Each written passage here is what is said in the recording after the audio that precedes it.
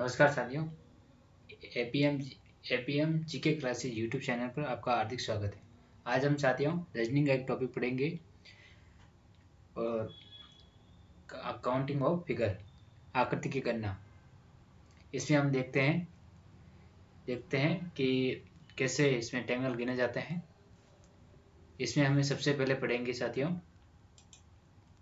जिसमें ट्रिक्स के आधार पर भी सॉल्व करेंगे। और इसमें सबसे पहले देखेंगे हम चित्रों की गणना, जिसमें फोटो ये टॉपिक दे रखे हैं। इसमें सिलेबस के आधार पर वर्गों की संख्या, आयत की संख्या और त्रिभुजों की संख्या और उसके बाद में देखेंगे जिसमें वर्गों की संख्या। और वर्ग किसे कहते हैं? जिसमें चारों आमने सामने की भुजा, एक आमने सामने की भुजा, उसको वर्ग कहते हैं। जिसमें इसकी आमने सामने की भुजा, इसके आमने सामने की और इसके आमने सामने इसके, जिसमें 90 डिग्री का कोण बनता है, वो वर्ग स्क्वायर होता है।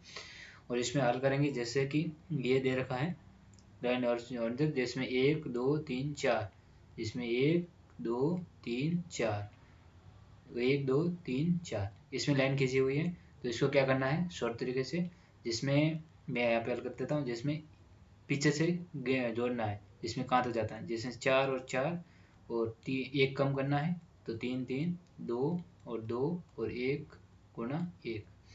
इसमें 4 से 4 का गुणा करेंगे तो बराबर आएगा 16, और 3 से 3 का करेंगे तो हो गया 9, और 2 से 2 का गुणा करेंगे तो हो गया 4, और 1 से 1 के करेंगे तो हो गया 1। तो इस सबको जोड़ेंगे तो कितना आएगा? 16 6 और 9 15, 15 और 4 15 और 4 19 और 1 20, 20 का आ गया 0 और हासिल 2, 2 और 1 3, तो कितने आ गए? 30 टेंगल। तो इसमें कितने आ गए? 30 टेंगल आ गए। तो इसमें आ गए 30 टेंगल। इसी तरीके से ये सब सॉल्व करना है।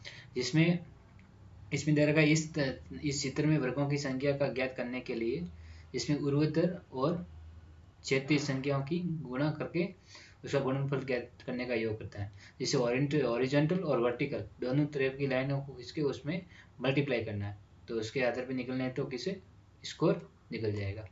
उसके बाद में सेकंड देखते हैं, जैसे कि 1 2 3 4 5, जैसे 5 दे रखा है और यहाँ से भी वापस इसे जोड़ेंगे तो ये 2 3 4 5, और 5 से 5 का गुणा करते कितना हो जाएगा? 25, और 4 से 4 का गुणा करके कितना होगा?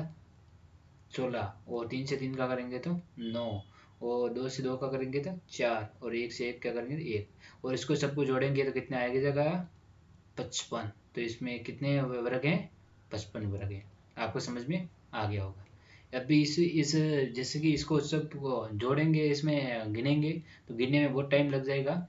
तो इतना टाइम नहीं लगाना है अपन को, और समझ लेना है, ट्रिक के आधार पे करना। और इसमें सेकंड थर्ड क्वेश्चन है इसका, जिसमें इसमें भी ट्रिक लगेगी 1 2 3 4, और 1 2 3 4 यहाँ पे बराबर लगा दिया।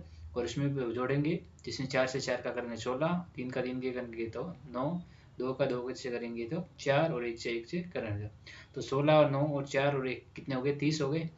30 हो गए। और 20 वाले गिनने अब, जिसमें से 1 2 3 4, 4 तो ये हो गए, और एक बड़ा वाला 5, 5 और 5 इसमें हो गए, 5 इसमें हो गए, 5 इसमें हो गए, 5 इसमें हो गए, तो ये हो कितने हो गए? 20। तो 30 और प्लस 20 कितने हो गए? 50। तो इसमें कितने वर्ग है? 50 वर्ग है। आपको समझ में आ गया होगा। 50 वर्ग है, जिसमें 1 2 3 और एक बड़ा वाला, ये 5 5 हो गए, 5 5 10 और 5 15 और 20, 20 इसमें हो गए। समझ में? चलते हैं आगे की स्लाइड पर। अगली स्लाइड पर लेते हैं। ये मेरे हिसाब से आपको समझ में आ गया होगा। अब नेक्स्ट स्लाइड पर चलते हैं, और अब इसमें जोड़ते हैं, जिसमें इसमें दे रखे हैं, जिसमें ये 1 2 3 4, 4 तो ये हो गए, 4 और एक बड़ा वाला 5, और एक ये हो गया 6। तो इसमें कितने हैं? 6 वर्ग है इसके अंदर। कितने वर्ग हैं? 6 वर्ग। अब इसको जोड़ते हैं, जिसमें एक एक तो ये होगा 1, ये 2 और ये 3, 4 5 और 6 तो ये हो गए 6 और एक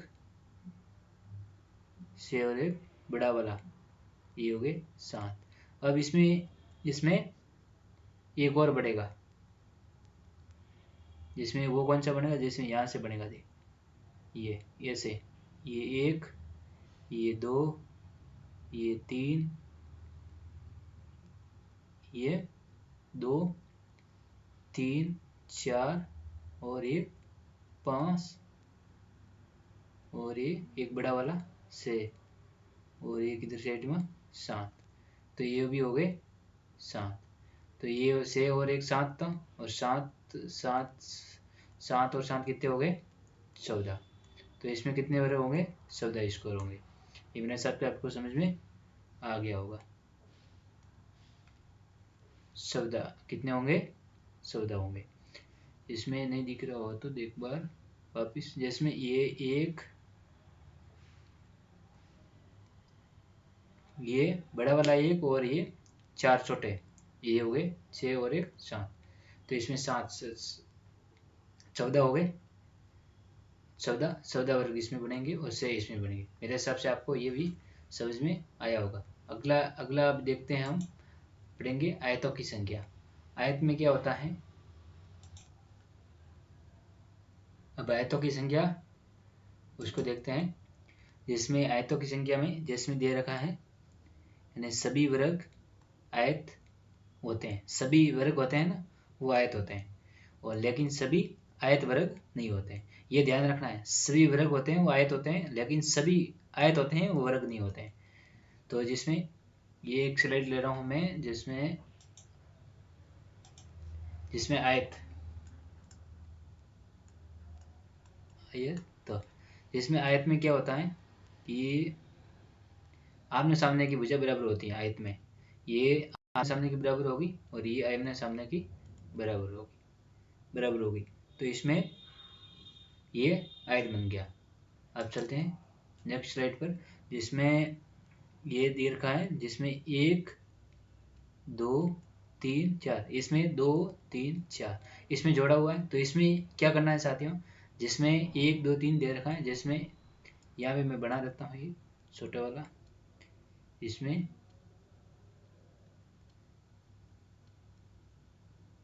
1 2 3 2 3 4,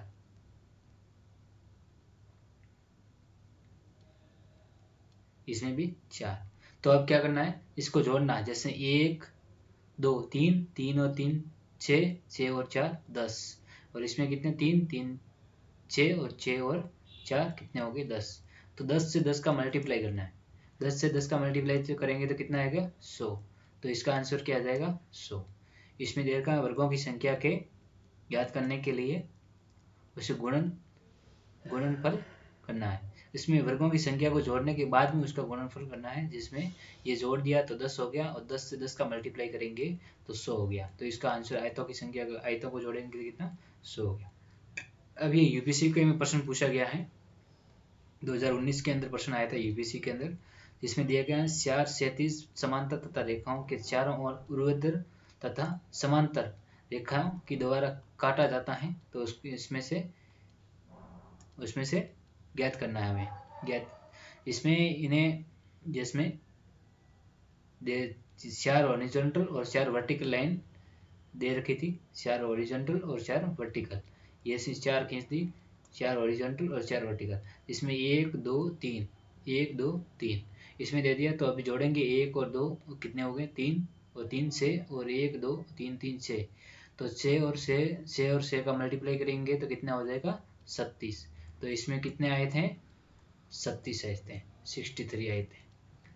इसमें आयत होता है, आयत ऐड ऑल नंबर, इसमें ऐड ऑल नंबर कर सकते हैं, जिसमें ट्रायंगल रेक्टेंगल और काउंटिंग कर सकते हैं। और वर्ग में मल्टीप्लाई करना है, इसमें ऐड करना है, जोड़ना है, इसमें से जोड़ना है, और उसके बाद में मल्टीप्लाई करना है, और इसमें वर्ग में मल्टीप्लाई करना है, और उसके बाद में वो जोड़ के मल्टीप्लाई करना है। यानी जो वर्ग होता है उसके अंदर जिसमें जिसको जोड़ना है, जिसमें 4 से 4 का गुणा करके 16 आ जाएगा, 3 से वो मैंने समझा दिया आपको। और आयत के अंदर क्या करना है, आयत के अंदर पहले जोड़ना है 1 2 3, जिसमें ये जोड़ेंगे तो 6 आ गया, और इधर की साइड में जोड़ना है उसमें 6 आ गया, तो 6 का 6 से मल्टीप्लाई करेंगे तो 36 आएगा। इसी के आधार पे इसको सॉल्व करना है। मेरे हिसाब से आपको समझ में आ गया होगा। अब अगली स्लाइड पे चलते हैं। इसमें एक और प्रश्न दे रखा है जिसमें ऐसे आयत जिसमें ज्ञात कीजिए जिसमें केवल आयत वर्ग नहीं है, जिसमें केवल आयत हो वर्ग नहीं हो। तो उसमें क्या करना है, पहले आयत निकालना है। जिसमें आयत निकालना है जिसमें 1 2 3 4 और 5, इसको सबको जोड़ेंगे तो कितना हो गया 15, और 15 से 15 का मल्टीप्लाई करेंगे तो कितने आ गए 225। तो ये क्या आ गया, आयत आ गया, ये आयत आ गया। अभी वर्ग निकालना है, तो इसमें वर्ग निकालने के लिए 5 से 5 का गुणा किया था 25, और 4 से 4 का किया था कितना हो गया 16, 3 से 3 का किया था 9, और 2 से 2 का किया तो 4, और 1 से 1 का किया तो 1। तो इस सबको जोड़ेंगे तो कितना होगा 55। तो इसमें क्या करना है, 225 में से 55 माइनस करेंगे तो कितना हो गया 170, 170। तो 170 इसका आंसर आ जाएगा। आपको समझ में आ गया होगा। जिसमें पहले आयत निकालना है, और आयत आयत आयत को जोड़ने के बाद में उसको वर्ग को माइनस करना है। तो माइनस करने के बाद में आयतों की संख्या आ जाएगी। इसके बाद में है त्रिभुज। आप पढ़ेंगे त्रिभुज, त्रिभुजों की संख्या। त्रिभुज में शॉर्ट ट्रिक है। उसके बाद में जैसे त्रिभुजों की संख्या में की गणना के लिए हम जितनी संख्याओं के त्रिभुज हैं उसके आपस में जोड़ देंगे। इसमें क्या करना है, जैसे कि ये त्रिभुज दे रखा है 1 2 3, तो इसको जोड़ना है 1 2 3 और 3 कितने हो गए 6। तो इसका आंसर हो गया 6। ये आपको समझ में आ गया हो, 1 2 3 6। इसमें वापिस दे रखा है 1 2 और 3 और 4, तो इसमें 1 2 ये 3 हो गए, 3 3 6 और 4 10। तो इसमें त्रिभुजों की संख्या कितनी हो गई 10 हो गई। और उसी के नीचे जिसमें दे रखा है, जिसमें थर्ड क्वेश्चन है, इसमें दे रखा है जिसमें सीधी लाइन खींची हुई, ट्रेस लाइन खींची हुई, तो 1 2 3 4 हो गया। अब जिसमें इसमें क्या करना है, जिसमें 1 4 हो गया, इसको जोड़ना 1 2 3 4, तो 1 2 3 3 6 और 4 10 होगी। अब ये जो बेस्ट लाइन है इधर की साइड की लाइन है उसको जोड़ना है, उसको काउंट करना है, ये कितनी लाइन है, तो एक ये होगी, दो ये होगी, तो इसको मल्टीप्लाई करना है। इसमें 10 और 2, ये जो लाइन है ना इसको जोड़ना है, तो इसमें 2 होगी, तो कितने हो गए 2 से को मल्टीप्लाई करेंगे तो कितना होगा 20। तो इसमें कितने त्रिभुज है 20। समझ में आ गया होगा। यानी पहले उसको जोड़ना है, और उसके सीधे में लाइन हो तो उसका मल्टीप्लाई करना है, यानी गुणा करना है। जिसमें इसमें 2 लाइनें हैं तो इसमें 2 से गुणा करना है। जिसमें एक और यहाँ पे कर देते हैं, जिसमें ये मैंने ट्रायंगल बना दिया, इसमें 2 लाइनें खींच दी ऐसे, ये इसको सरल करेंगे जिसमें 1 2 3 4, इसको जोड़ेंगे कितना हो गया 3 1 2 3 3 6 और 4 10 तो ये हो गया। और अभी लाइन कितनी है 1 1 2 3 3 है, तो 3 का इसमें मल्टीप्लाई करना है, तो कितना हो गया आंसर 30। तो इसमें त्रिभुजों की संख्या कितनी है 30 है। इसी तरह से इसको सरल करना है। आपको समझ में आ गया होगा। चलते हैं नेक्स्ट स्लाइड पर। इसमें ये अभी मैंने करवाया था वो सेम का सेम है, जिसमें ये लाइन और ये लाइन और ये 1 2 3, और इसमें जोड़ के 10 था, ये 10 और 3 से गुणा करेंगे तो कितना हो गया 30। तो इसमें त्रिभुजों की संख्या कितनी आ गई थी 30 आ गई थी। त्रिभुजों की संख्या कितनी है 30 है। अब इसको जोड़ते हैं, ये जो बड़ा ट्रायंगल है ना इसको, तो इसमें पहले दे रखा है 1 2 3, तो कितने हो गए ऊपर 6, और यहाँ पे 1 2 3, तो यहाँ पे कितने हो गए 6, 1 2 3, तो यहाँ पे कितने हो गए 6, और 1 2 20 में कितने हो गए 3, तो सबको जोड़ेंगे तो कितने हो जाएंगे 6 और 6 12, 6 और 6 12, 12 और 6 18, 18, तो ये हो गए 18, 18 और प्लस 3 20 वाले, तो 3 हो गए ये, और एक ये हो गया बड़ा वाला, ये हो गया बड़ा वाला ए, तो हो गया 18 और 20 21 और 1 22। तो इसका आंसर कितना आ गया 22। त्रिभुज कितने ऐसे। अब इसको जोड़ते हैं जिसमें दे रखा है 1 2 3, इसमें दे रखी 1 2 3, तो कितनी होगी से यहाँ पे है और से ही यहाँ पे है और से ही यहाँ पे है, और इसमें एक ये हो गया, एक ये हो गया, एक ये हो गया, तो कितनी होगी 6 और 6 तो ये होगी 6 से 18 और एक एक ये हो गया, तो 3 और ये हो गया, 3 और 2 बड़े, एक तो ये बड़ा और एक ये बड़ा, 2 और ये हो गए, तो 18 और 3 और 2 20 और 3 23। तो इसका आंसर हो गया 23। 23 हो गया ना 23। और उसके बाद में ये क्वेश्चन है जिसमें इसको सीधे लाइन ये ऐसे बना रखा है, तो इसको जोड़ना है जिसमें 1 2 3 और 4, इसको प्लस करेंगे तो 2 1 2 3 और 3 6, 6 और 4 10, तो इसमें ऊपर वाले हो गए त्रिभुज कितने हो गए 10, और 10 से हो गए नीचे वाले ये हो गए 20। 20 तो ये हो गए 20 20 और एक ये बनेगा ऐसे,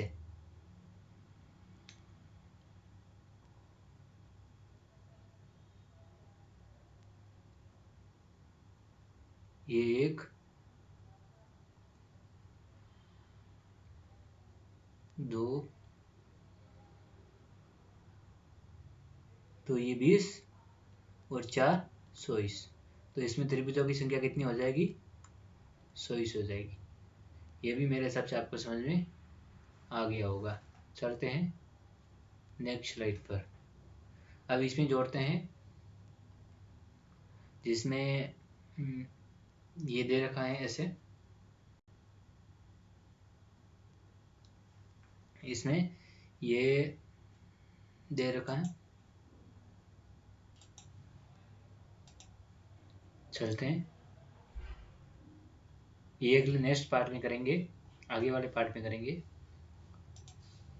यदि मेरा वीडियो आपको पसंद आया हो तो लाइक करें, चैनल को सब्सक्राइब करें, वो दोस्तों को शेयर करें,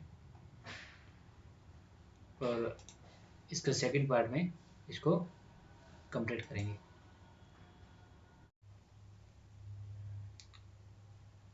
हेलो साथियों, APM GK classes YouTube channel पर आपका स्वागत है। साथियों, कल हम काउंटिंग ऑफ फिगर टॉपिक पढ़ रहे थे, उसमें कुछ भाग करवा लिया था और कुछ भाग बाकी रहा था, तो आज वो कंप्लीट करेंगे। कल करवा दिया वर्गों की संख्या, आयतों की संख्या, और आज त्रिभुज की संख्या से स्टार्ट करते हैं। चलते हैं नेक्स्ट स्लाइड पर। आज यहाँ से पढ़ेंगे त्रिभुजों की संख्या। कल मैंने आपको समझाया था त्रिभुज में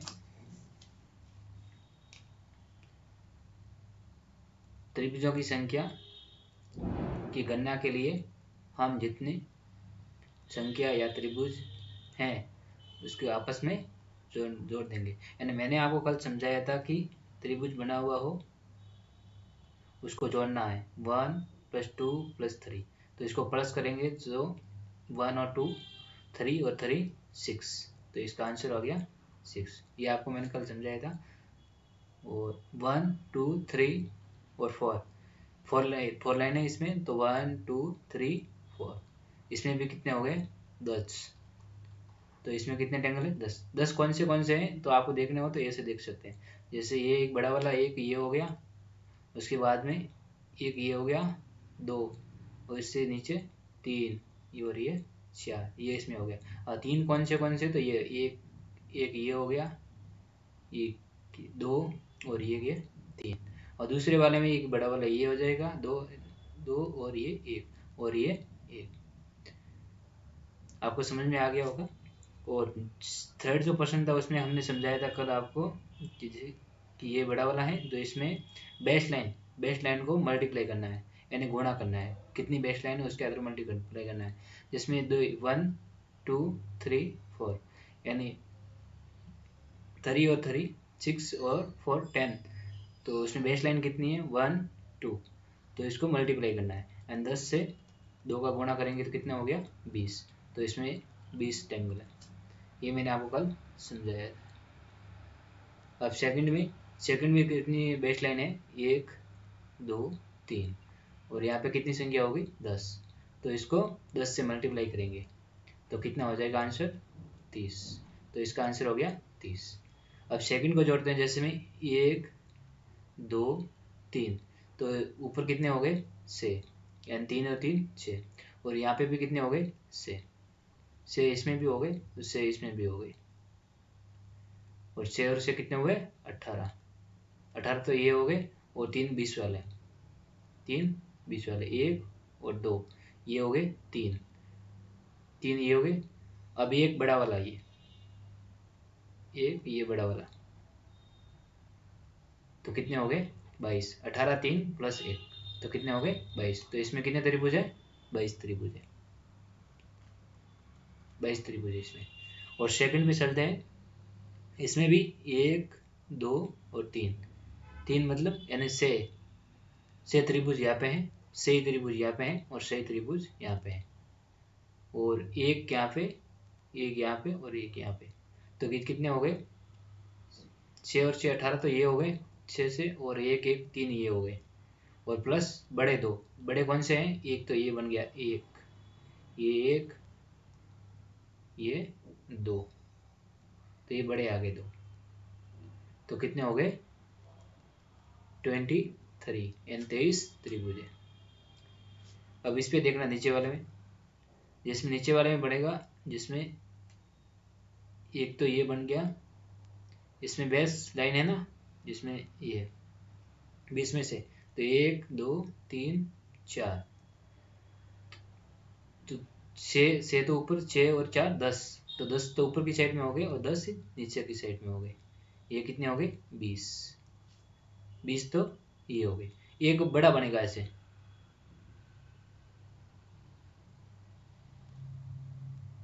बड़े बनेंगे, तो ये कितने हो जाएंगे 4, तो कितने हो गए 100, तो इसमें त्रिभुज कितने हैं 100 त्रिभुज। कल हम यहाँ तक आ गए थे, और यहाँ से अब समझेंगे, जिसमें ये ऊपर वाली लाइन दे रखी है ना फर्स्ट, ये तो इसमें सीधा जोड़ना है, जिसमें 1 2 3 4 5, इसको जोड़ना है 1 2 3 4 5, यानी 3 और 3 6 4 10 और 5, यानी कितने हो गए ऊपर 15 तो ये हो गए, और 10 ये, यानी 1 2 3 4, ये 10 हो गए, तो कितने हो गए 10 और 15 25, तो इसमें कितने त्रिभुज है 25 त्रिभुज है, सीधे सीधे दिख रहे हैं इसमें।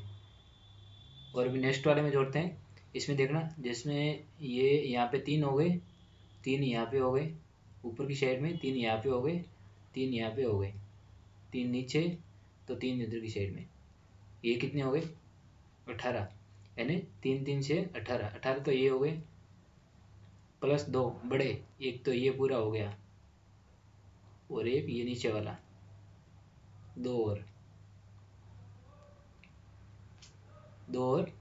ये हो गए,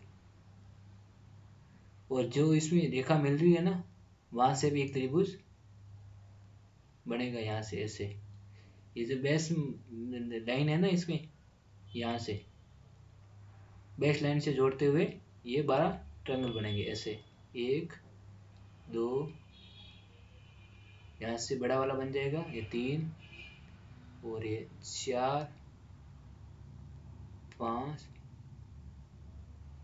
6, ऐसे करके ये भी कितने बन जाएंगे 12, तो सब कितने हो गए 32, 18 प्लस 2 प्लस 12 बराबर कितने हो गए 32, तो इसमें कितने ट्रायंगल हो गए?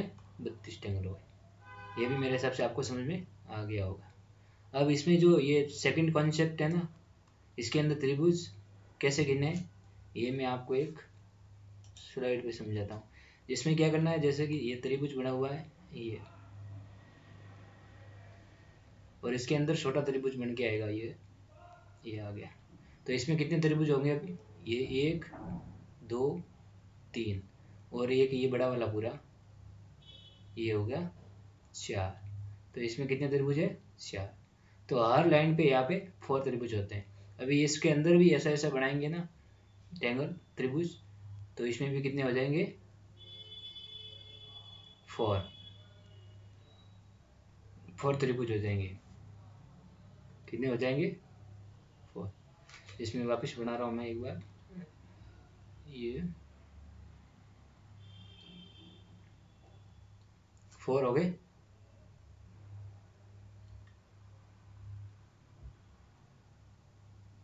इसमें भी कितने हो गए? 4। और एक बीच वाला वो, ऐसे जोड़ना पड़ता है। तो इसमें भी आपको समझ में आया होगा। अब देखना यहाँ पे दे रखा है कि ये लाइन ये, तो ये कितने बन गए?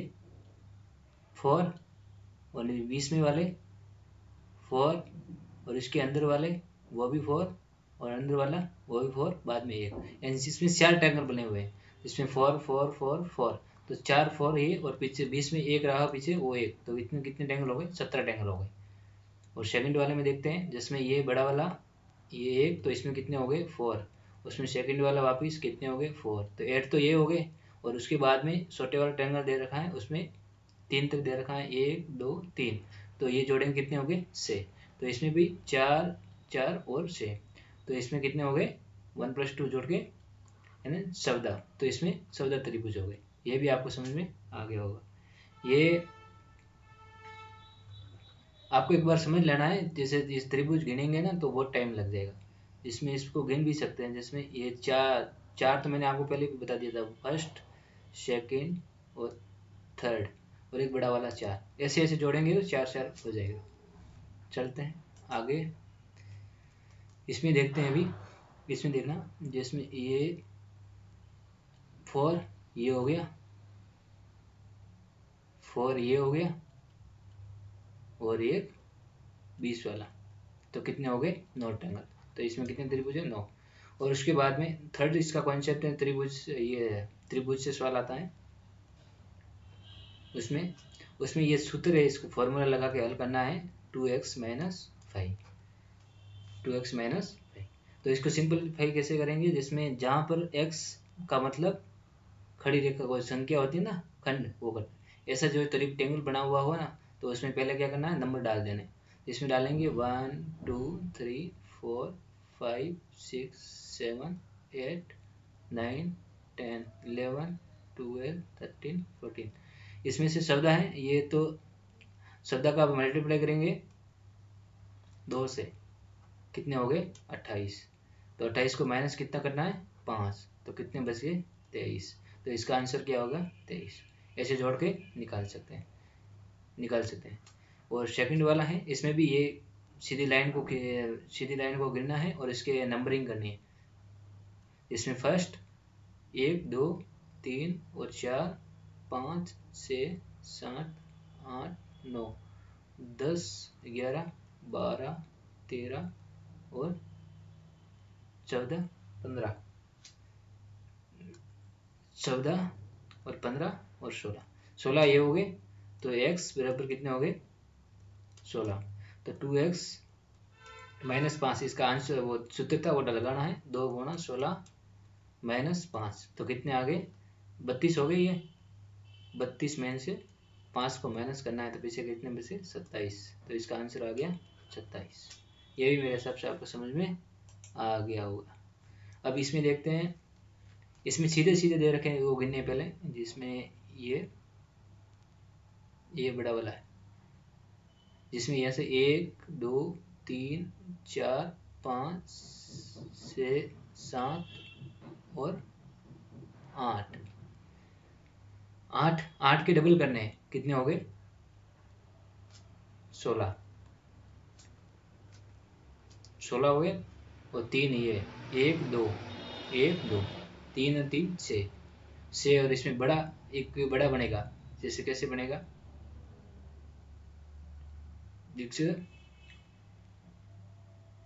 एक तो यहाँ से बनेगा ऐसे,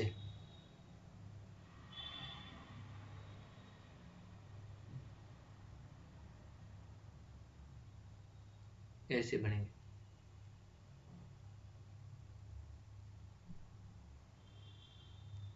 यहाँ से त्रिभुज बनेगा। तो वो हो गया ये 2 और एक और, तो इसमें कितने हो गए, 100 त्रिभुज हो गए, 100 त्रिभुज ये हो गए। इसमें ये जैसे छोटा क्वाड्रेटर होता है ना, इसमें ऐसे बनाएंगे ना, इसको जोड़ के डबल करना है, जिसमें 1 2 3 4 5 6 7 8, तो 8 का कितना हो गया, 16 16 हो गया ना। इसमें आगे और इसमें समझाएंगे, जिसमें ये एक सब प्रश्न पूछ रखा है, प्रश्न है ये आ रखा है 2007 के अंदर आ रखा है यूपीएससी में, प्रीवियस ईयर का, तो ये बाद में देखेंगे।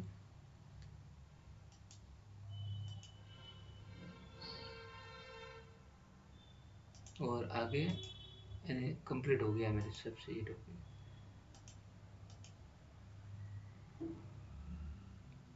आपको ये समझ में आ गया होगा शायद, ये रहा 4.6।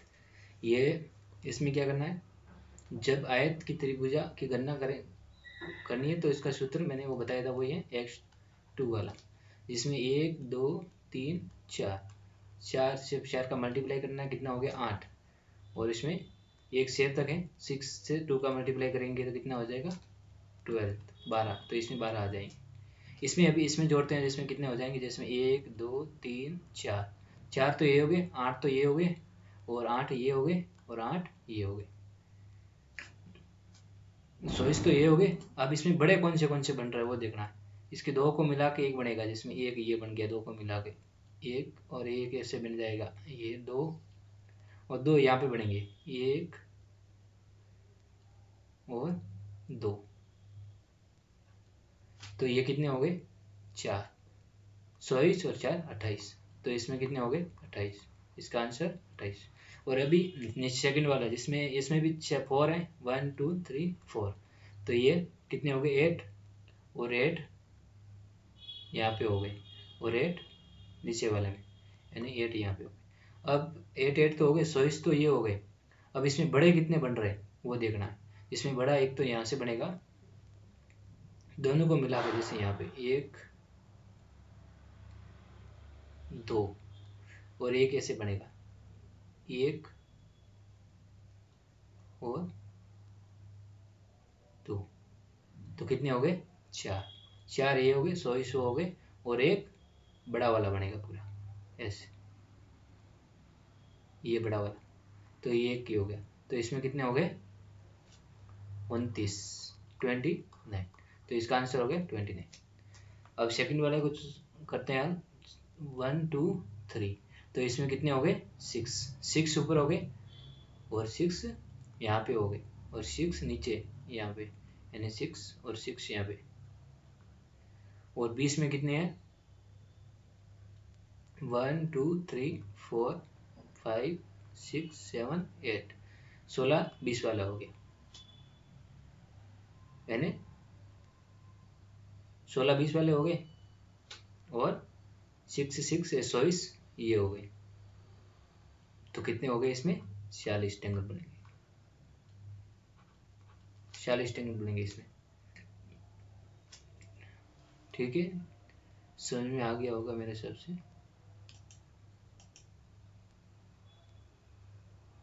ये क्वेश्चन उत्तर प्रश्न है, यदि आप हल करना चाहो तो कर लेना है इसमें। ये एक कोड है, पढ़ देते हैं, अच्छा है। बदल जाओ वक्त के साथ, या फिर वक्त बदलना सीखो, मजबूरियों को मत कोसो, और हाल में चलना सीखो। इसी शब्दों के साथ में ये टॉपिक कंप्लीट हुआ। यदि मेरा वीडियो आपको पसंद आया हो तो लाइक करें, चैनल को सब्सक्राइब करें, वो अपने दोस्तों के साथ में शेयर करें। धन्यवाद। जय हिंद, जय भारत।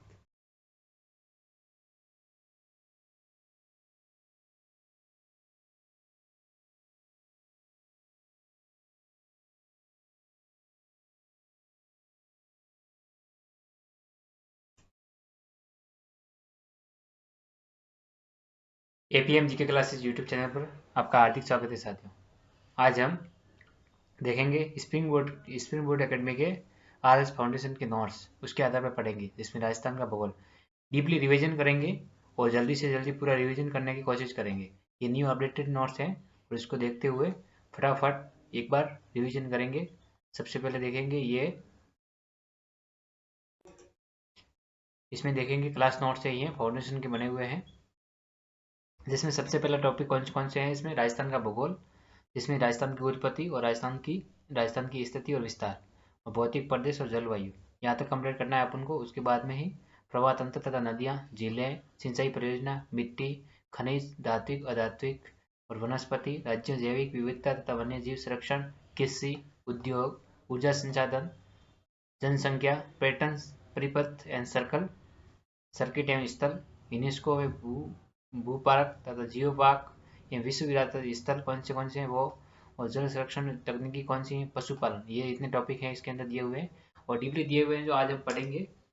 आज हम कौन से टॉपिक पढ़ेंगे वो है राजस्थान के भूगोल के अंदर, जिसमें राजस्थान की उत्पत्ति वो देखेंगे पहले, राजस्थान की उत्पत्ति और राजस्थान का स्थिति, राजस्थान की स्थिति और विस्तार, भौतिक प्रदेश और जलवायु, यह 4 टॉपिक करने की कोशिश करेंगे पहले, तो अच्छे से समझना है। ठीक है, चलते हैं आगे उस टॉपिक पे, ये बाद में पढ़ेंगे पहले। तो सबसे पहला टॉपिक कौन सा है, राजस्थान की उत्पत्ति।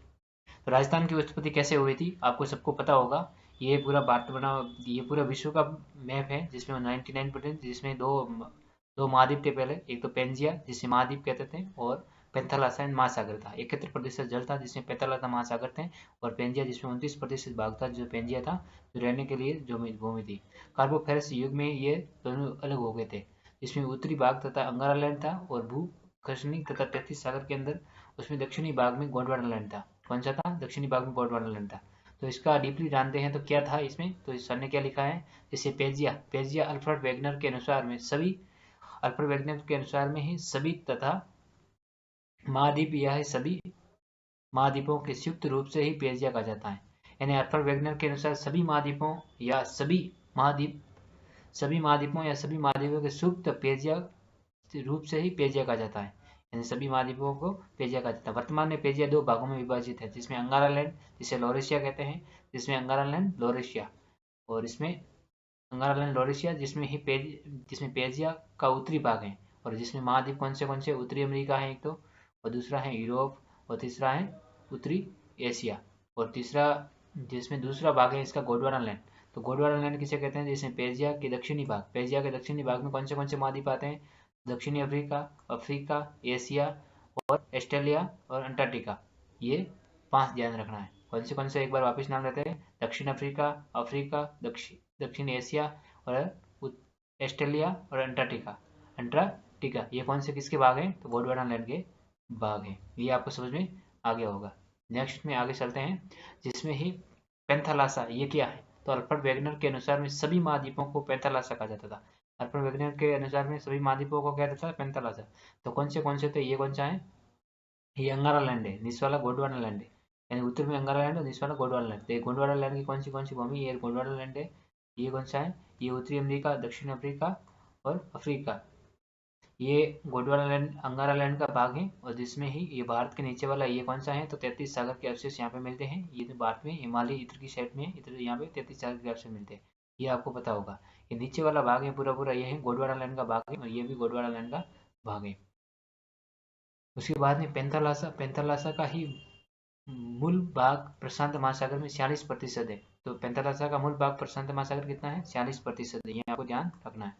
उसमें क्या है, उसके बाद में 33 सागर में क्या है, तो राज्य, ये एक ही भू संगति तथा है, जो कि अंगारा लैंड तथा है गोंडवाना लैंड के मध्यम से स्थित है, तत्व में हिमालय तथा पर्वत तथा माला, जिसमें उत्तरी विशाल तथा मैदान तथा ही भारत थार का मरुस्थल है, जिसमें 33 सागर तथा ही से भी बना है। राजस्थान का ही निर्माण, राजस्थान का निर्माण किस किस से हुआ है, तो इसमें देखेंगे अभी। इसमें जीएमटी राजस्थान, जी यानी गोंडवाना लैंड, और टी यानी 33 सागर से। जी यानी गोंडवाना लैंड से और टी यानी 33 सागर से। जीटी याद रखना है, जिसमें अरावली प्रायद्वीपीय का भाग है और हाड़ौती का भाग है। तो सबसे पहले याद रखना है कि सबसे पहला कौन सा है, तो अरावली प्रायद्वीपीय और भाग है, दूसरा है हाड़ौती। और 33 सागर में किस किस का है, तो पूर्वी मैदान तथा मरुस्थल, पूर्वी मैदान और मरुस्थल, ये याद रखना है। पूर्वी मरुस्थल और मैदान, मरुस्थल और मैदान, ये नवीनतम है। प्राचीनतम के बारे में बोले तो अरावली पर्वतीय भाग है और हाड़ौती ये उसके सेकंड भाग है इसका। तो भारत में प्रायद्वीपीय पठार का हिस्सा है, तो कौन सा है, अरावली प्रायद्वीपीय भाग और हाड़ौती। और 33 सागर का पूछे, 33 सागर का पूछे, तो 33 सागर का कौन सा है, भारत में उत्तरी विशाल मैदान का हिस्सा, भारत में उत्तरी विशाल मैदान का हिस्सा, ये 33 सागर का हिस्सा हो गया। उसके बाद में अभी देखेंगे हम राजस्थान की स्थिति और विस्तार। इसमें स्थिति क्या है, तो मैंने पहले भी वीडियो बनाया था, आपको समझाया था एक बार, उसमें बहुत सारे अच्छे से समझाया हुआ है। इसमें भी देख लेते हैं। अक्षांश एवं देशांतर, अक्षांश और देशांतर, लैंगिट्यूड और लॉन्गिट्यूड, जिसमें विस्तार, क्षेत्रफल, आकृति और सीमाएं। राजस्थान की स्थिति दो है, अक्षांश और देशांतर। अक्षांश और देशांतर। अक्षांश को आपको कैसे याद रखना है, जैसे कि ये अक्षांश लिखा हुआ है तो अक्षांश ऐसे लिखते हैं, ऐसे आता है तो ये सीधी रेखा खींची जाती, सीधी रेखा खींची जाती है, वो अक्षांश में आती है। देशांतर को ध्यान रखना है, द नीचे खींचा जाता है तो ये द देशांतर नीचे की ओर होता है, जिसमें ये सीधी रेखा 0 डिग्री रेखा, यहाँ पे मकर भूमध्य रेखा खींची गई है ये, तो ये की कौन सी है, यह भूमध्य रेखा है, उसके ऊपर होती है। ये उत्तरी गोलार्ध हो गया, नीचे दक्षिणी गोलार्ध हो गया, ये ध्यान रखना, ऊपर वाला उत्तरी गोलार्ध, नीचे वाला दक्षिणी गोलार्ध। ये जो इधर के दो भागों में बांटते हैं, तो ये ग्रीनिश रेखा है जिसमें दो भागों में बांटती है, तो इसमें पश्चिमी गोलार्ध हो गया, ये पूर्वी गोलार्ध हो गया। ये आपको समझ में आ गया होगा। ये कौन सा हो गया, पश्चिमी गोलार्ध, ये पूर्वी गोलार्ध, ये ग्रीनिश रेखा है। इतना आपको ध्यान में आ गया होगा। उससे आगे चलते हैं, तो कौन से गोलार्ध में हम भारत स्थित है वो देखते हैं। तो अक्षांश एवं देशांतर के अनुसार राजस्थान की स्थिति कौन सी है, उत्तरी पूर्व। अक्षांश देशांतर के अनुसार राजस्थान की स्थिति कौन सी है, तो उत्तरी पूर्व है। और भारत के अनुसार राजस्थान की स्थिति कौन सी है, तो उत्तर से पश्चिम। भारत के अनुसार राजस्थान की स्थिति कौन सी है, तो उत्तर से पश्चिम। राजस्थान की ऐसे मैप बनाते हैं।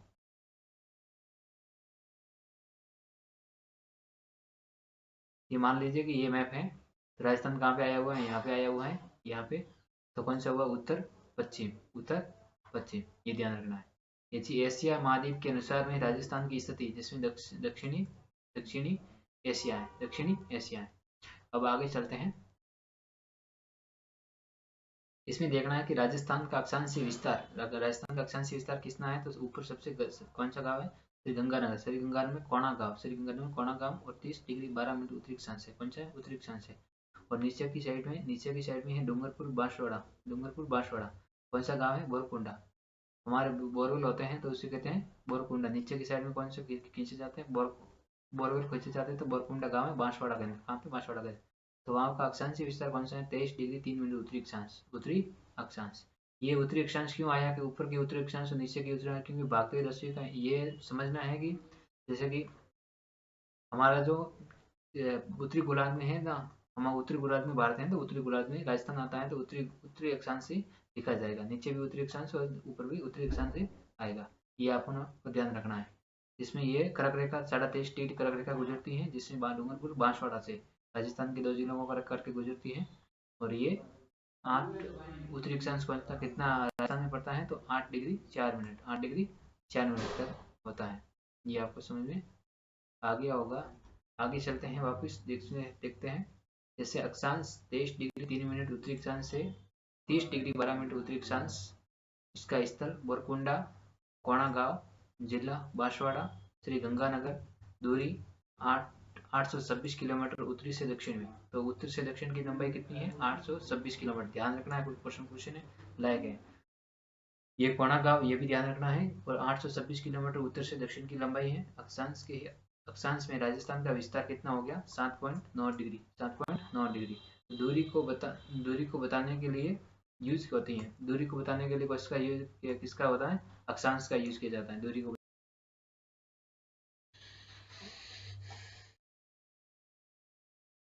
इससे आगे देखते हैं, जैसे कि अक्षांश 23 डिग्री 3 मिनट से उत्तरी अक्षांश से ही 30 डिग्री 12 मिनट उत्तरी अक्षांश से, जिससे स्थान था वरकुंडा कोणा गांव में। जिला कौन सा था? जिला कौन सा था?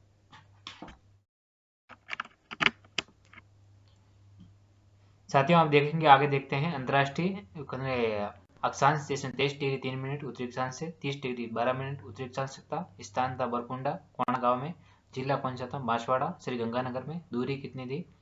तो 826 किलोमीटर उत्तर से दक्षिण में, 826 किलोमीटर उत्तर से दक्षिण में, याद रखना है। और अक्षांशों में राजस्थान का विस्तार कितना था? तो 7.9, जिसमें दूरी को बताने के लिए इसका यूज होता है, किसका? अक्षांशों का।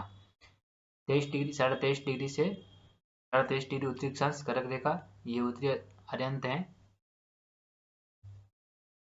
गुजरता है। उसके बाद में यहाँ पे देखेंगे, यहाँ पे लिखा हुआ है कि अक्षांश के बीच की भाग को क्या कहते हैं? तो कटिबंध कहलाता है। क्या कहलाता है? कटिबंध कहलाता है। ये राजस्थान में ही 297 शहरों में 2011 की जनगणना के अनुसार है। ये करंट अफेयर का मुद्दा है। सिटी के लिए ही 5,000 ज्यादा जनसंख्या में। कर्क रेखा राजस्थान के कौन से जिलों से होकर गुजरती है? तो डूंगरपुर और बांसवाड़ा से गुजरती है, ध्यान रखना है। ये 21 जून को सन तथा ही, जिसमें ही 21 जून को कर्क रेखा पर सबसे तेज 13 घंटे और 27 मिनट का दिन होता है। रात छोटी होती, दिन बड़ा होता है। उसके बाद में ये फैक्ट दे रखे हैं, याद करना है। उत्तरी गोलार्ध के अंदर सबसे बड़ा दिन कब होता है? तो 21 जून को होता है, जिसमें बांसवाड़ा में सीधी किरण पड़ती है। कहाँ पे पड़ती है? बांसवाड़ा में, याद रखना है। और कर्क रेखा में राजस्थान की लंबाई कितनी है? तो 26 किलोमीटर है। कर्क रेखा में राजस्थान की लंबाई कितनी है? तो 26 किलोमीटर है, याद रखना है। और बांसवाड़ा में 100 किलोमीटर। लंबाई कितनी है? 26 किलोमीटर। बांसवाड़ा में कितनी पड़ती है? 100 किलोमीटर, ये भी ध्यान रखना। कर्क रेखा में भी निकटतम स्थित शहर कौन सा है? तो कुशलगढ़ है। और कुशलगढ़ के कौन सा है? बांसवाड़ा। कुशलगढ़ इसमें बांसवाड़ा में। राजस्थान का ही कर्क रेखा, राजस्थान में कर्क रेखा गुजरती है तो डूंगरपुर बांसवाड़ा से, डूंगरपुर और बांसवाड़ा से गुजरती है। 21 जून को कर्क रेखा में संक्रांति कहते हैं। 21 जून को कर्क रेखा की संक्रांति कहते हैं। 21 जून को सबसे बड़ा कर्क रेखा पर दिन होता है, इसलिए कर्क रेखा को संक्रांति कहते हैं। सबसे छोटी रात होती और सबसे बड़ा दिन होता है। क्या होती है? सबसे छोटी रात होती है, सबसे बड़ा दिन होता है। किस पे? कर्क रेखा। कर्क संक्रांति कहते हैं 21 जून को। उसके बाद में देखना है, ये लिखा है 2015 से 21 जून को अंतर्राष्ट्रीय योग दिवस के रूप में मनाया जाता है। 2015 से 21 जून में योग दिवस मनाया जाता है। तो अब कौन सा योग दिवस है? 2025 में कौन सा योग दिवस आएगा? तो 11वां आएगा, ध्यान रखना है। इसमें 15 से 25 तक जोड़ेंगे, एक होगा जिसमें एक ज़्यादा जोड़ना है, तो 10 होगा ऐसे। तो उसके 11वां योग दिवस पूछ सकते हैं कब आएगा। योग दिवस 2025 में कौन सा होगा? 11वां होगा। अंतर्राष्ट्रीय रेखाओं में जलवायु रेखाओं कहा जाती है। उसके आगे देखते हैं, अभी देखेंगे राजस्थान की देशांतरीय स्थिति। राजस्थान की देशांतरीय स्थिति, अक्षांश देख लिया, अब देशांतर देखते हैं। तो कटरा जैसलमेर में है 69 डिग्री 30 मिनट पूरी देशांतर। और धौलपुर में है सिलाना 78 डिग्री 17 मिनट पूरी देशांतर है, ये ध्यान रखना है। और पश्चिम से पूर्व की लंबाई कितनी है? तो 869 किलोमीटर है, 869 किलोमीटर। और उत्तर से दक्षिण की लंबाई कितनी बताई थी? तो 826 किलोमीटर, 826 किलोमीटर, ध्यान रखना है। अभी देशांतर यहाँ पे लिखा हुआ 69 डिग्री 30 मिनट 78 डिग्री 17 मिनट। और स्थान कौन सा है? कटरा सिलाना में। कटरा गांव है जैसलमेर के अंदर, और सिलाना गांव है धौलपुर के अंदर। इसकी दूरी कितनी है? तो पश्चिम से पूर्व की दूरी कितनी है? 869 किलोमीटर, ध्यान रखना है। अभी नोट करके ये दिखा हुआ है, इसमें ध्यान रखना है कि राजस्थान का देशांतरी विस्तार कितना है? तो 8 डिग्री 47 मिनट, 8 डिग्री 47 मिनट। और मध्यम गांव कौन सा पड़ता है? मध्यम गांव कौन सा पड़ता है? तो लंपुलाई नागौर जिले में पड़ता है। लंपुलाई नागौर जिले में पड़ता है गांव। इसका भी मैंने वीडियो बनाया था, उसमें बढ़िया से समझा रखा है मैंने। लंपुलाई नागौर जिले में पड़ता है। इसको सर्वे के अनुसार में मध्यम गांव कौन सा पड़ता है? तो गागराना नागौर में पड़ता है, गागराना। सैटेलाइट के सर्वे के अनुसार कागराना है और मध्य का बोले तो है, ये दोनों ध्यान है, सैटेलाइट वाला और ये दोनों, ये डिपेंड सैटेलाइट वाला पूछ सकते हैं, ये भी पूछ सकते हैं। देशांतरी रेखाओं को समय में तिथि कहा जाता है, देशांतरी रेखाओं के समय की तिथि कहा जाता है, जिसमें 1 डिग्री के बराबर कितने होता है, 4 मिनट होता है, और 1 सेकंड, एक सेकंड के बराबर कितने होते हैं, 4 सेकंड होते हैं। देशांतर, एक देशांतर के बराबर 4 सेकंड होते हैं, 1 डिग्री के बराबर 4 मिनट होते हैं। तो राजस्थान में पूर्वी धौलपुर, राजस्थान के पूर्वी धौलपुर से पश्चिमी जैसलमेर में मध्य मध्य मध्य के समय का अंतराल कितना है, तो 35 मिनट और 8 सेकंड, 35 मिनट और 8 सेकंड, 35 मिनट और 8 सेकंड, जिसमें सूर्य उदय होने का अंतराल कितना हो गया, 35 मिनट और 8 सेकंड। यानी जैसलमेर से धौलपुर तक, धौलपुर से जैसलमेर तक सूर्य को पहुंचने में, सूर्य होने में कितना, 35 मिनट और 8 सेकंड का फर्क रहता है। इसमें धौलपुर में सूर्य उदय हो जाएगा जैसे कि 6 बजे, तो वहां पे होने में कितना टाइम लगेगा, जैसलमेर में होने में कितना हो जाएगा, 7:35 लगेंगे, 7:35 8 सेकंड लगेंगे। 6 बजे हो जाएगा तो 35 मिनट जोड़ना है, जिसमें उसका टाइम लगेगा 35 मिनट एक्स्ट्रा, तो इसमें 6:35 पर होगा वहाँ पे। क्षेत्रफल, आकार और सीमा, इसमें क्या एरिया कितना कितना आता है वो भी देखेंगे। इसमें क्षेत्रफल राजस्थान का कितना है, तो किलोमीटर में, तो 3,42,239 वर्ग किलोमीटर, ध्यान रखना है 3,42,239 वर्ग किलोमीटर, 3,42,239। और मील सबसे बड़ा होता है, तो इसमें किलोमीटर थे तो इसमें कम होगा, इसमें 1,32,139, ये याद रखना है, 1,32,139, 1,32,139 मील। ये देश कुल क्षेत्रफल में राजस्थान का योगदान कितना है, तो 10.41% है, कितना है, 10.41% है। ये अतिरिक्त तथा 1 नवंबर 1956 में एकीकरण के बरकरार था, यानी जब एकीकरण हुआ था 1 नवंबर 1956 में, तब बरकरार था। जब उससे पहले जिसमें राजस्थान के साथ में मध्य प्रदेश था, तो तब नहीं था, जिसमें अभी 10.41% है, बड़ा है। क्षेत्रफल की दृष्टि से राजस्थान का सबसे बड़ा राज्य है, क्षेत्रफल की दृष्टि से राजस्थान सबसे बड़ा राज्य है। 1 नवंबर 2000 में मध्य प्रदेश के विघटन के बाद में क्षेत्रफल सबसे बड़ा राज्य बना था। कब हुआ था मध्य प्रदेश का विघटन, 1 नवंबर 2000 में। मध्य प्रदेश का विघटन होने के बाद में क्षेत्रफल में सबसे बड़ा राज्य कौन हो गया था, तो राजस्थान हो गया था। पुराना डाटा है जिसमें राजस्थान का क्षेत्रफल की दृष्टि से सबसे बड़े जिले कौन से हैं, तो याद रखना, जिसके ट्रिक है जे यानी जैसलमेर, बी यानी बीकानेर, बाड़मेर, जोधपुर, जे जे यानी जैसलमेर, बीकानेर, बाड़मेर, जोधपुर, जिसमें इसका एरिया कितना है जैसलमेर का, तो 38,401 किलोमीटर है। उसका छोटे जिले कौन कौन से, तो याद रखना है DDDP, यानी धौलपुर, दौसा, डूंगरपुर, प्रतापगढ़। इसमें धौलपुर का कितना है 3,034, और दौसा का कितना है 3,435, और डूंगरपुर और प्रतापगढ़, ये 4 जिले छोटे हैं और 4 जिले बड़े हैं, याद रखना है जे और DDDP, छोटे और बड़े। उसके बाद में विश्व की कुल क्षेत्रफल में राजस्थान का योगदान कितना है, 0.25%, और भारत में कितना है 2.4%, यह ध्यान रखना है। पर उसके देश में राजस्थान का क्षेत्रफल में लगभग बराबर है, लगभग बराबर कौन से हैं, राजस्थान के क्षेत्रफल के बराबर सबसे बराबर कौन से हैं, तो इसमें है फिनलैंड है, जर्मनी है, पोलैंड है, जापान है, नॉर्वे। याद रखना है Finland, Germany, Poland, Nepal, Norway. और राजस्थान का दुगना कौन से है, तो ब्रिटिश राजस्थान का दुगना है, ब्रिटेन का दुगना है, श्रीलंका का 5 गुना है, इसका 17 गुना बड़ा है राजस्थान, ये ध्यान रखना है। उसके बाद में उसकी आकृति कैसी है राजस्थान की, तो राजस्थान की आकृति है विषमकोणीय शत्रुभुज। ये किसके अनुसार है, TS एंड्रे के अनुसार है,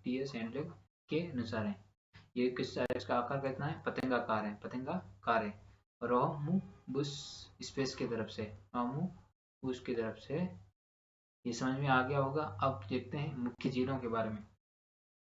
मुख्य जिलों की आकृति कौन सी? तो हनुमानगढ़ की आकृति कुर्सीनुमा आकृति है, दौसा की धनुषाकार आकृति है, चित्तौड़गढ़ की घोड़े की नाल जैसी आकृति है। और जिसमें अब सीमा देखेंगे कौन सी सीमा क्या लगती है, जिसमें अंतर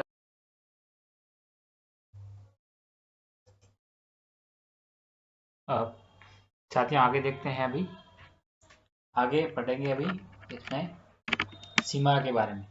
सीमाएं कौन सी होती हैं, जिसमें अंतर्राज्यीय सीमाएं और अंतर्राज्यीय, इसमें 1070 है अंतर्राज्यीय।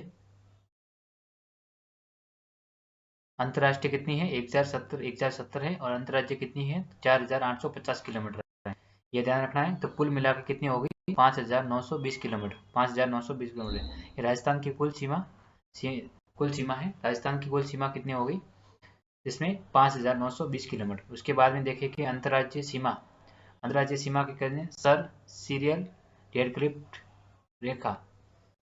इसका निर्धारण कब हुआ था? 17 अगस्त 1947 में हुआ था, राजस्थान के ही स्थान पर, जिसमें राजस्थान का जिसमें कहाँ से स्टार्ट होता है, जिसमें इंदुमल कोट श्रीगंगानगर से शुरू होता है और बाकासर शाहगढ़ बारमेर ये अंतर्राज्यीय सीमा का, इसमें ये इधर साइड का भाग है ना, वहाँ गंगानगर की साइड से, गंगानगर के इंदुमल कोट से स्टार्ट होता है और नीचे की तरफ है बारमेर के बाकासर शाहगढ़ बारमेर में, उसको बाकासर भी कहते हैं, शाहगढ़ भी कहते हैं, वहां तक है। और राजस्थान में कुल सीमा अंतर्राष्ट्रीय कितनी सीमा का योगदान है? तो 18% है। कितनी? 18% ने 1070 किलोमीटर। कितनी? 1070 किलोमीटर। तो यहाँ पे अभी देखना है इस मैप के अंदर, जिसमें यहाँ से स्टार्ट हो रहा है, जिसमें श्रीगंगानगर में ये है इंदुमल स्टार्ट होता है श्रीगंगानगर से, और वहां से बाकासर बारमेर तक। तो इसके ऊपर अभी अंतर्राष्ट्रीय सीमा पर कौन से जिलों के लगते हैं, जिलों की सीमा लगती है, तो एक श्रीगंगानगर की लगती है, दूसरी अनूपगढ़ की लगती है, तीसरी बीकानेर की लगती है, चौथी बाड़मेर की, जैसलमेर की और बाड़मेर की। तो कितने जिलों की लग रही है? 6 जिलों की सीमा लग रही है, ये ध्यान रखना है। और उसके बाद में पंजाब, जिसमें पंजाब में सिंध, पाकिस्तान में पंजाब और सिंध के जिले भी लगते हैं, जिसमें बहावलनगर और बहावलपुरा और रहीम यार, खानपुर और गटोकी और सुकटी और खेरपुर और समदर और उमरकेट और थारपाकर ये पड़ते हैं। ये श्रीगंगानगर, अनूपगढ़, बीकानेर, लोधी, जैसलमेर और बाड़मेर, ये याद रखना है, इसका क्वेश्चन बन सकता है। इसके बाद में अंतर्राष्ट्रीय ही सीमा के निकटवर्ती जिला मुख्यालय कौन सा है? श्रीगंगानगर है। और अंतर्राष्ट्रीय सीमा पर सर्वाधिक दूरी वाला स्थित मुख्यालय कौन सा है? सर्वाधिक दूरी पर स्थित मुख्यालय कौन सा है? तो बीकानेर हो गया है। और अंतर्राष्ट्रीय सीमा में सर्वाधिक दूरी पर स्थित जिला मुख्यालय कौन सा है? अंतर्राष्ट्रीय सीमा पर सर्वाधिक दूरी पर स्थित जिला मुख्यालय कौन सा है? तो धौलपुर है, ये ध्यान रखना है। तीन सर्वाधिक दूरी पर पूछे अंतर्राष्ट्रीय स्थित मुख्यालय पूछे तो बीकानेर है, और जिला पूछे तो धौलपुर है, ये ध्यान रखना है। और अंतर्राज्यीय सीमा कितनी लगती है? अंतर्राज्यीय 4850 किलोमीटर से 5 राज्यों की लगती है, 5 राज्यों की लगती है। तो कौन से राज्य हैं देखेंगे अभी। सबसे बड़े राज्य के साथ में राजस्थान की सीमा लगती है, तो मध्य प्रदेश में से कितनी 1600 किलोमीटर लगती है, हरियाणा की 1262 किलोमीटर लगती है, गुजरात की कितनी लगती है? 1022 किलोमीटर लगती है, और उत्तर प्रदेश की 7000 किलोमीटर 877 किलोमीटर 877 किलोमीटर, और पंजाब की 89 किलोमीटर। तो अभी पंजाब में कौन से जिलों की सीमा लगती है राजस्थान के? तो पंजाब की कौन से जिलों की सीमा लगती है? एक तो श्रीगंगानगर की लगती है, एक हनुमानगढ़ की लगती है। और हरियाणा की लगती है, तो हरियाणा की लगती है, एक तो हनुमानगढ़, चूरू, झुंझुनू, नीम का थाना और खेरतल, तिजारा और कटपुतली, बारोट और अलवर और डीग, ये जिलों की लगती है। जिसमें किस किस जिलों की नहीं लगती सीमा वो देखना है। सीकर की नहीं लगती है, जयपुर की नहीं लगती है, भरतपुर की नहीं लगती है। मध्य में वर्तमान में हरियाणा की सीमा भी यहाँ पे स्थित नहीं है, हरियाणा की सीमा पर भी ये स्थित नहीं है। उसके बाद में आगे देखते हैं, जिसमें उत्तर प्रदेश के 3 जिलों की सीमा आती है, डीग की, भरतपुर की और धौलपुर की। उसके मध्य प्रदेश में है डांग क्षेत्र में पड़ती है धौलपुर, करौली, सोईमाधोपुर। डांग क्षेत्र में कौन सा पड़ता है? धौलपुर, करौली, सोईमाधोपुर। और इसके बाद में हड़ौती, तो हड़ौती पे कौन सा पड़ता है? हड़ौती हड़ौती क्षेत्र पे कौन सा पड़ता है? हड़ौती क्षेत्र पे पड़ रहा है कोटा, बारा, झालावाड़। और दक्षिणी राजस्थान के चित्तौड़गढ़ और प्रतापगढ़ और बांसवाड़ा और भीलवाड़ा, ये मध्य प्रदेश में पड़ते हैं। उसके बाद में पड़ता है गुजरात के पश्चिमी जिले कौन से? तो बारमेर है, सांसोर है और चिरोई है। और अरावली के उदयपुर, डूंगरपुर, प्रतापगढ़। ये ध्यान रखना है, बारमेर है, सांसोर है, पहले जालोर था, जालोर, और जालोर की जगह अभी आ गया सांसोर, तो सांसोर को ध्यान रखना है, जालोर था पहले, जो सिरोही और बांसवाड़ा, डूंगरपुर, उदयपुर, ये अरावली के पूर्व में पड़ते हैं, ये पड़ते हैं, तो ये ध्यान रखना है। यदि सांसोर की जगह पे जालोर हो तो वो भी ठीक करना है, जैसे बारमेर, जालोर, सांसोर, पहले जालोर पड़ता भी सांसोर जिला बन गया है नया, तो वहाँ पे लगदा है। उससे के आगे देखेंगे अभी, नीम का थाना सीकर से अलग होकर बना है, नीम का थाना बना है, सीकर से अलग होकर नया जिला बना है। और खेड़तर तिजारा ये अलवर से अलग होकर नया जिला बना है। और बहरोट व कठपुतली ये जयपुर से अलग होकर बना है। बहरोट और कठपुतली कहाँ से बना है? जयपुर से अलग होकर बना है। अब देखेंगे अंतर्राज्यीय सीमा की विशेषता क्या थी? अंतर्राज्यीय सीमा की विशेषता क्या है? तो राजस्थान के वे जिले जो दो राज्यों के साथ सीमा बनाते हैं वो कौन से हैं? 4 जिले हैं।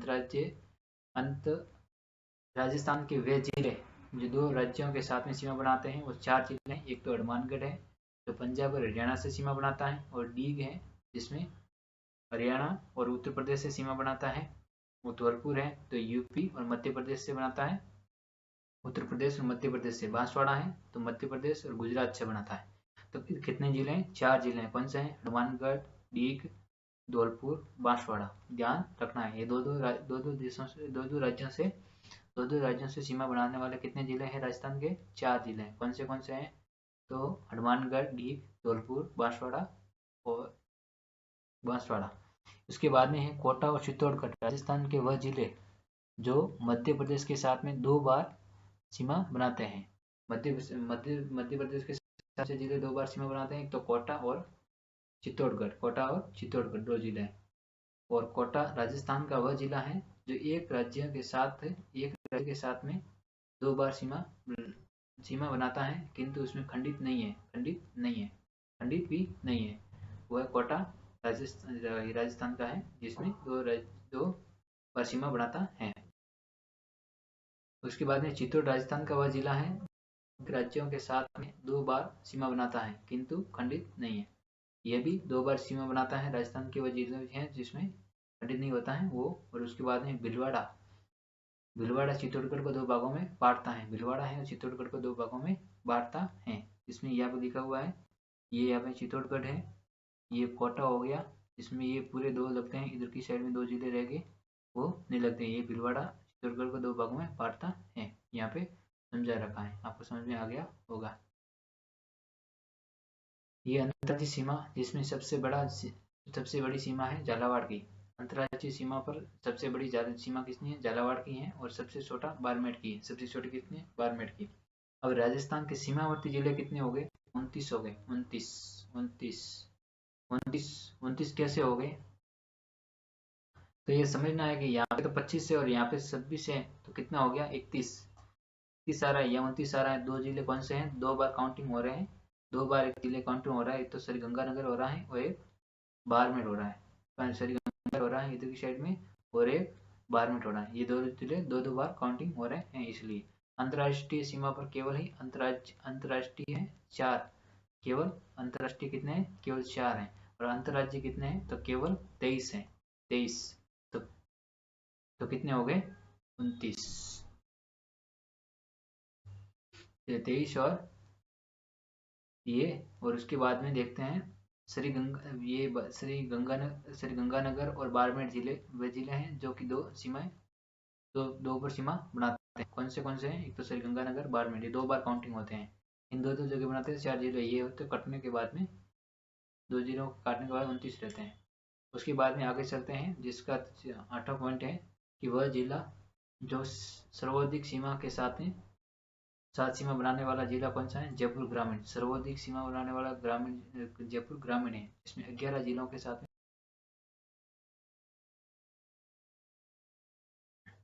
उसके बाद में देखते हैं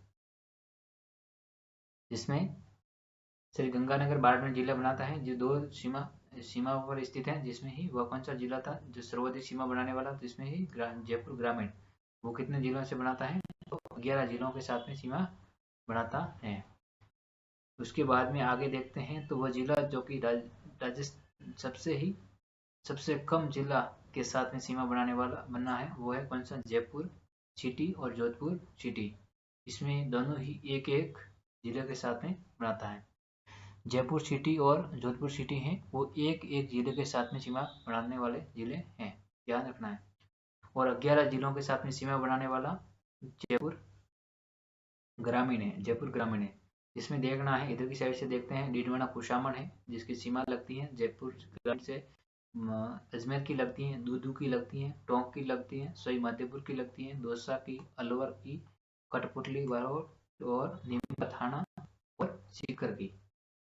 तो ध्यान रखना, एक बार रिव्यूज में देखेंगे, सीकर, नीमका थाना, कठपुतली, बारोट और अलवर, दौसा, सोई माधोपुर, टोंक, दूदू, अजमेर, डीडवाना, कुशामन, ये ध्यान रखना है। अब आगे चलते हैं, सीमावर्ती विवाद। सीमावर्ती विवाद कितना है? मानगढ़ पहाड़ी पर है, बांसवाड़ा का, और राजस्थान के गुजरात के मध्य है, राजस्थान के गुजरात के मध्य है। और वह स्थान जिसमें मानगढ़ हत्याकांड 17 नवंबर 1913 के लिए प्रसिद्ध है। मानगढ़ हत्याकांड किसके लिए प्रसिद्ध है? तो 17 नवंबर 1913 के लिए प्रसिद्ध है। ये गुजरात, राजस्थान गुजरात के मध्य है। और उसके आगे चलते हैं अब 2022-23 के बजट घोषणा में जिला पुनर्गठन। 2022-23 की ही बजट में घोषणा की थी जिला पुनर्गठन की, जिसमें किसने की थी? तो श्री मुख्यमंत्री अशोक गहलोत के कार्यकाल में वर्ष 2022-23 में की बजट घोषणा के अंतर्गत में 21 मार्च 2022 को एक उचित स्तरीय जिला पुनर्गठन समिति बनाई गई थी। क्या बनाई थी? पुनर्गठन समिति, जिसकी अध्यक्षता किसने की थी?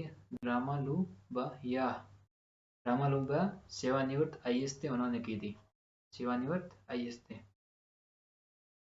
और ये 17 मार्च 2023 बजट 2023 के अंतर्गत में 19 नए जिले और 3 नए संभाग बनाने की घोषणा की थी। किसकी की थी? यानी 19 नए जिले और 3 नए संभाग बनाने की घोषणा 13 मार्च, तो उसमें बजट था 23-24 का, उसमें की गई थी। किसके द्वारा? श्रीमान श्री अशोक गहलोत जी के द्वारा। और कौन सी समिति बनाई थी? तो रामालुब्बा समिति बनाई, पुनर्गठन समिति बनाई थी, जिसकी अध्यक्षता किसने की थी? तो आईएएस रिटायर थे, सेवानिवृत्त थे, रामालुब्बा जी उन्होंने की थी। और उसमें अभी नए जिले एवं संभाग कौन से अधिसूचना जारी हुई थी 5 अगस्त 2023 को। 5 अगस्त 2023 को याद रखना है। और प्रकाशित कब हुई थी? तो 6 अगस्त 2023 को, 6 अगस्त 2023 को। और लागू कब हुए थे जिले? लागू कब हुए थे? तो 7 अगस्त 2019, 7 अगस्त 2023, 7 अगस्त 2023 को, 7 अगस्त 2023 को ध्यान रखना है। 5 अगस्त को अधिसूचना जारी हुई, जिसको प्रकाशित हुई, और 7 अगस्त 2023 को लागू हुई थी। सीएम अशोक गहलोत के द्वारा विविध रूप से 19 जिलों की स्थापना की गई थी तथा 3 नए संभाग का गठन किया गया था, जिसका राजस्थान में कुल 10 संभाग और 50 जिले बने थे। कितने बने थे? 50 जिले, 10 संभाग और 50 जिले। 50 जिले मैंने अच्छी तरह से आपको याद करवाए हैं, एक वीडियो बनाया था, आप देख सकते हैं मेरे इस यूट्यूब चैनल पर, APM GK क्लासेस चैनल पर। यदि आप दोस्तों इसमें नए हो तो चैनल को सब्सक्राइब, लाइक और दोस्तों को शेयर जरूर करना। उसके बाद में इस नवीनतम पुनर्गठन तथा तहत कुछ ही मुख्य जिले जिसमें विभाजित कर नए जिलों का गठन किया गया था। यानी पुनर्गठन किया गया था इसमें जिलों का, और बहुत से विभाजन किया गया था, और उसके बाद में नए जिलों का गठन किया गया था। नए जिले कौन से बने थे वो अभी देखेंगे। तो वर्तमान में कितने हैं? वर्तमान में 10 संभाग हैं और 50 जिले हैं। कितने हैं? 10 संभाग और 50 जिले। इसमें 10 संभाग हैं और 50 जिले हैं। तो संभाग वाइज देखते हैं। बीकानेर संभाग में कौन से जिले हैं? तो बीकानेर, श्रीगंगानगर, हनुमानगढ़, अनूपगढ़ नया जिला बना है अभी बीकानेर में। और बीकानेर के बाद में सीकर न्यू संभाग बना है और उसमें कौन से जिले डाले हैं? तो सीकर है, चूरू है, झुंझुनू है, नीम का थाना कौन सा है? नया जिला बना है। और जोधपुर संभाग है। जोधपुर में कौन सा है? तो जोधपुर सिटी जिला बना है नया। और जोधपुर ग्रामीण और फलोदी भी नया, फलोदी, बाड़मेर, बालोतरा न्यू बना है। और जैसलमेर, ये जिले जोधपुर संभाग में है। उसके बाद में चौथा संभाग देखते हैं, कौन सा है? अजमेर। तो अजमेर में कौन सा है? अजमेर, ब्यावर नया जिला बना है। केकड़ी भी न्यू बना है। और नागौर और डीडवाना कुशामण ये न्यू जिला बना है। और टोंक और शाहपुरा न्यू जिला बना है। अभी जयपुर में 5वां संभाग है, जिसमें ही जयपुर सिटी, जयपुर ग्रामीण, दूदू, कटपुटी, बारोड न्यू जिला बना है। ये भी न्यू जिला है। जयपुर सिटी, जयपुर ग्रामीण और दूदू और कटपुटी, बारोड तथा न्यू है। और भरतपुर संभाग में छठा संभाग है भरतपुर संभाग, जिसमें करौली, धौलपुर, सवाई माधोपुर और इसमें न्यू जिला डीग और गंगापुर सिटी ये भी हैं। इसमें भी इतने हैं। उसके बाद में है पाली के अंदर है पाली, जालोर, सांसौर और सिरोही। यानी पाली संभाग के अंदर 4 जिले हैं। तो एक नया जिला जुड़ा है अभी, पहले उसमें था, अब पाली नया संभाग बना है। तो इसमें है पाली, जालोर, सांसौर और सिरोही। और अभी है उदयपुर के अंदर कौन सा है? तो उदयपुर में उदयपुर है, राजसमंद है, भीलवाड़ा है और अंबर है। ये अंबर नया जिला है। तो पहले अजमेर में था, भीलवाड़ा कहाँ था? अजमेर। और उसके बाद में कोटा न्यू संभाग बना है। कोटा, बूंदी, बारा, झालावाड़ ये 9वां संभाग है। और लास्ट संभाग है 10वां, ये बांसवाड़ा में है, जिसमें 60% से अधिक जनजाति निवास करती हैं। कौन से? बांसवाड़ा, डूंगरपुर, प्रतापगढ़ में।